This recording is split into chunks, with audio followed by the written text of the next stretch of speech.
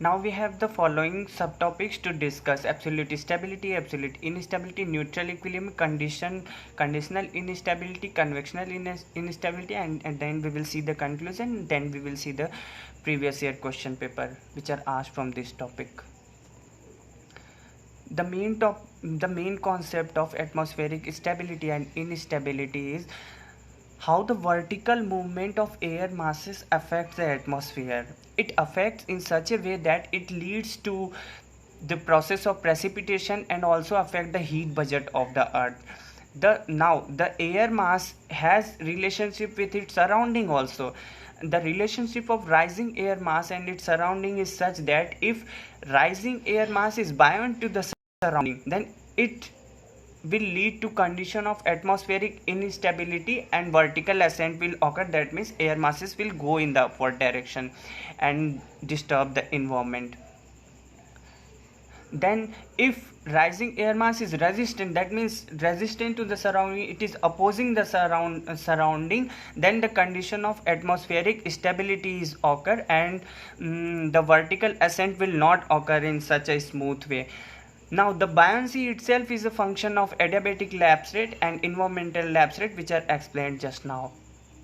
Now in absolute stability condition, the environmental lapse rate is always lower than adiabatic lapse rate, both adiabatic lapse rate, dry adiabatic lapse rate and wet adiabatic lapse rate, and air mass is always non-buoyant compared to surrounding environment. That means the air mass is not too much forcing, there is not too much fight between the surrounding and air masses, therefore the atmosphere is stable, and the tendency of resisting up vertical upliftment will also occur. That means it will resist, the air mass will resist. Now this type of atmospheric stability is observed mainly in subtropical high pressure belt and polar high pressure belt, which are found in mostly in winter zones. Then here is the table which shows the relationship of temperature of rising air and temperature of environment with respect to change in altitude. The absolute stability, here is the diagram. The 30 degrees Celsius, 24 degrees Celsius, 18 and 20, these are the environmental lapse rate, and inside there is dry adiabatic lapse rate and wet adiabatic lapse rate. You can see when there is 30 degrees Celsius environmental lapse rate, then at the bottom 30 degrees Celsius. When environmental lapse rate becomes 24 degrees Celsius, then dry adiabatic lapse rate becomes 20 degrees Celsius, and it goes on. When at the end wet adiabatic lapse rate becomes minus 8 degrees Celsius, and in the same ratio environmental lapse rate also decreases. The dew point of this condition occurs at 18 degrees Celsius, where dry adiabatic lapse rate is 10 degrees Celsius. Now here is the graph that we can draw. We can see in ELR is always straight and ALR is divided into two parts, WALR and DALR. Then we have absolute instability. In absolute instability condition, ELR is always higher, which is just opposite to absolute stability condition. ELR is greater than WALR, which is again greater than DALR. The rising air mass is here buoyant, there it was non-buoyant and warmer compared to the surrounding. That means the air mass which is rising, it is warmer than surrounding air mass. That means the air mass temperature will be greater than the surrounding temperature. Now here the strong tendency of promoting vertical upliftment with little push occurs. Because the air mass is warmer, it has energy to go in the upward direction, and the common regions is having high humid air masses. Here is the chart, the same chart. Temperature of rising air mass, temperature of environment is drawn with respect to change in altitude. Then we have absolute instability. Now the graph reverse. ALR is again straight, but ALR is divided into two parts. Now in third condition, in neutral equilibrium, where environmental lapse rate is equal to adiabatic lapse rate, both dry and wet. This is the ideal condition, which is very difficult to find, and it occurs more specifically when height increases.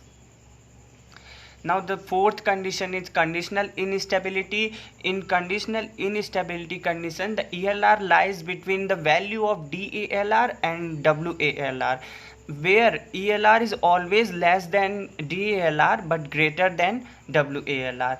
The conditional instability, now as the name suggests, there is some condition which is shown the ELR will be less, that means environmental lapse rate, the change in temperature of environment will be less as compared to adiabatic lapse rate which is occurring inside the air masses, which is that is adiabatic, which I have explained just now in the keyword. Because it is unstable, that means it will lead to some changes in the atmosphere, and it leads that those changes are rainfall and also some other atmospheric disturbances. Now the conditional instability is more common, which occurs when initial push is strong. That means initial push is strong, the conditional instability will occur in a more precise manner. The presence of large amount of moisture also leads to more instability in the rising air. Now this is the chart. We can see remarks inside the remarks. At 30 degrees Celsius the normal wind is blowing, but when the temperature, when the altitude increases, air becomes stable, then it becomes less stable, then it becomes more less stable, and at the end the air gets unstable, and therefore condition of conditional instability occurs. Then we have convectional instability. It is very easy. You have to just, if you have understood the concept of convection, then it will be easy to understand the concept of convectional instability which occurs which is related to atmospheric instability. The air mass has various layers. Now air mass has various layers, that means it is the parcel of air inside the air mass which has similar temperature, volume and pressure, which is located at different height. That means inside the air mass there will be so much air parcel at different heights having different temperature and moisture.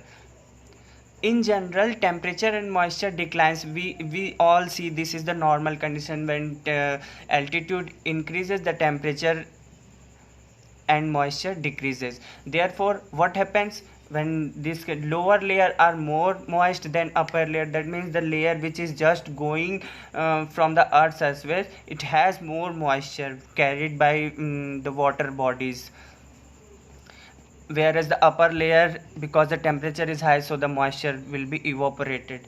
Now when such air mass is forced to rise, lower layer displays different behavior than upper layer, because the moisture is moisture content is, therefore it will show different behavior.